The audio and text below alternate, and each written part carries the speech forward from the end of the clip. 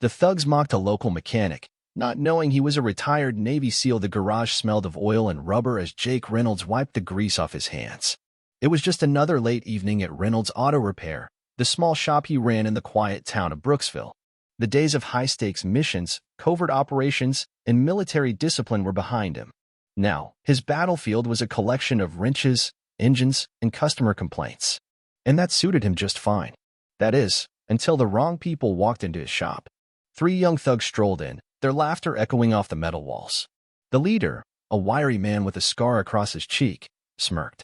"Hey, old man, we got a problem?" Jake raised an eyebrow, looking up from under the hood of a rusty truck. "What kind of problem?" "The kind where you fix our ride for free," the second thug chimed in, chewing gum loudly. "Or we make life real uncomfortable for you." Jake glanced past them at the old black muscle car parked outside. Dented fender, cracked windshield, engine smoking. He sighed. "That car's a mess. It'll take hours of work. Parts ain't cheap either." Scarface stepped closer, his voice dripping with mockery. "Listen, Grandpa, we ain't asking. We're telling." The third thug, a bulky brute with tattooed arms, snickered. "What's a washed-up grease monkey like you gonna do about it, huh?" Jake exhaled slowly. These punks had no idea who they were dealing with. He had spent 20 years as a Navy SEAL. He had faced threats far worse than some wannabe gangsters. But he had left that life behind. He wasn't looking for trouble, but trouble had found him. Jake wiped his hands on a rag and turned around. His calm blue eyes locked onto Scarface's. "Last chance, kid. Walk away." The room went silent. For a moment, Scarface hesitated, something in Jake's gaze sent a chill down his spine. But pride got the better of him. He sneered and reached into his jacket. Jake moved before the thug even realized what was happening. A quick step forward, a twist of the wrist, crack. Scarface screamed as his arm bent in the wrong direction, his knife clattering to the floor. The second thug lunged, swinging wildly. Jake sidestepped, grabbing the man's wrist and using his own momentum to slam him face first into a workbench. Thud. The guy collapsed, groaning in pain. Tattooed brute blinked in shock, then roared as he charged like a bull. Big mistake. Jake ducked, pivoted, and drove his elbow into the man's ribs, hard. The air rushed out of the thug's lungs, and before he could recover, Jake swept his legs out from under him. He hit the ground with a heavy thump, gasping for breath. Scarface, cradling his broken arm, scrambled backward. Who the hell are you?" he stammered. Jake knelt beside him, his voice low and controlled. "I'm just a mechanic," he said, patting the thug's cheek lightly. "And you boys? You're lucky I retired." The thugs scrambled to their feet, dragging their battered friend with them. They didn't say another word as they bolted for their car. Jake watched them go, shaking his head. Just another day in the quiet town of Brooksville. With a sigh, he picked up his wrench and went back to work. The night was quiet again. Jake rolled his shoulders, feeling the familiar tension of a fight fading away. It had been a long time since he had to use those skills, and while his body still remembered every move, he preferred the peace of his garage over the chaos of combat. He had hoped the lesson would be enough. But trouble has a way of coming back. The next evening, as Jake was closing up, the low rumble of motorcycles filled the air. He turned, watching as 6 bikers pulled up in front of his shop. Their leader stepped off first, big, bearded, and covered in leather. A patch on his jacket read, "Bloodhounds MC." Behind him stood Scarface, his arm now in a sling. His face was twisted in anger. "That's the guy," Scarface spat, pointing at Jake. "That's the old man who broke my arm." The leader of the bikers cracked his knuckles. "Heard you roughed up some of my boys," he said, his voice deep and steady. "Not smart." Jake sighed and wiped his hands on a rag. "I didn't start anything," he said, tossing the rag onto his workbench. "But I sure as hell finished it." The bikers chuckled, a few shaking their heads. But their leader wasn't laughing. "See, kid, I don't care who you are," the leader said, stepping closer. "You lay hands on my guys, I gotta make an example of you." Jake folded his arms. He wasn't looking for a fight, but he wasn't about to back down either. "You sure you want to do this?" he asked, his voice calm but firm. The leader smirked.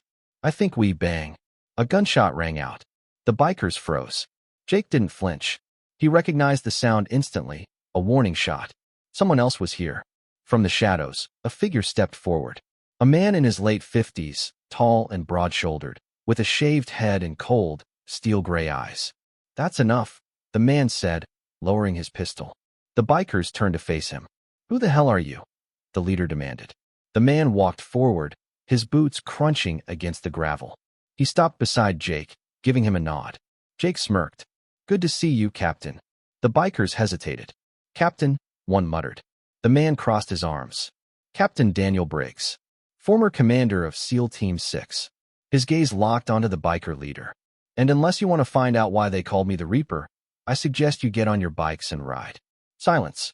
The bikers weren't stupid. They knew when they were outmatched. The leader clenched his jaw but gave a sharp nod. Let's go, he growled.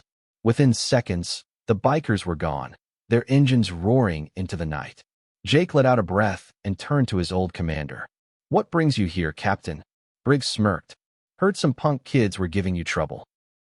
Figured I'd stop by and see if you still had it. Jake chuckled. Yeah? What do you think?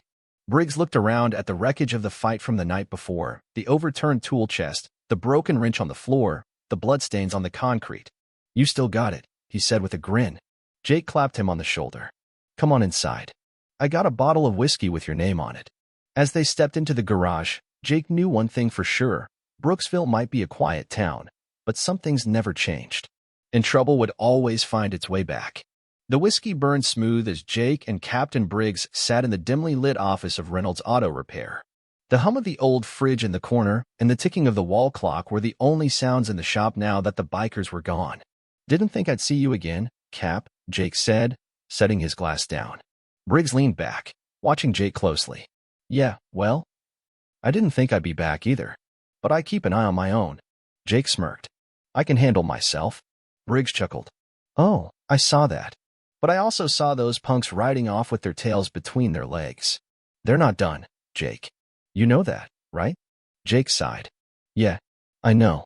Briggs took another sip, then set his glass down with a heavy thunk. Tell me something. Do you recognize that patch they were wearing? Jake frowned, thinking back to the bikers. Bloodhounds MC. Just another outlaw club, right? Briggs shook his head. Not just another club. These guys run deep. Drugs, weapons, human trafficking. They're tied to bigger players. You messing with their low-level enforcers? That's just a warning shot. You rattled the wrong cage, Jake. Jake exhaled slowly. He had spent years avoiding fights like this, keeping his head down, living a simple life. But trouble had a way of pulling him back in. Before he could respond, a loud thump echoed from outside. Both men froze. Then another thump, thump, thump. Jake and Briggs exchanged a glance. Sounds like we got company, Briggs murmured, already reaching for his sidearm. Jake grabbed a crowbar from the workbench as they moved toward the garage door. Carefully, Jake lifted it an inch, peering outside. A black SUV idled in the lot, its engine running low and steady. Someone had just thrown something against the garage door. Briggs pointed to the side. I'll take left. You cover right. Jake nodded. The two men moved swiftly, silent as ghosts, old instincts kicking in. Briggs flanked the vehicle, his gun raised, while Jake stayed in the shadows. He bent down, grabbing the object that had been thrown against the door. A brick, wrapped in duct tape. His gut tightened. He carefully peeled the tape away and found a folded note inside. The handwriting was rough, hurried. This ain't over. Leave town, or we'll burn it all down. Jake clenched his jaw. Briggs leaned in. That a threat? Jake crumpled the paper in his fist. No, he said coldly. That's a mistake. A rustle came from the alley behind them. Jake barely had time to react before, bang, a gunshot rang out. Briggs tackled Jake behind the truck as bullets ripped through the air, shattering the shop's windows. Jake gritted his teeth. Enough was enough. Briggs, he said, breathing heavily. You still got contacts? Briggs smirked. You thinking what I think you're thinking? Jake nodded. It's time to remind these bastards what happens when they mess with the wrong guy. Briggs pulled out his phone. I know some old friends who'd love to help. Jake cracked his knuckles. Then let's send a message of our own.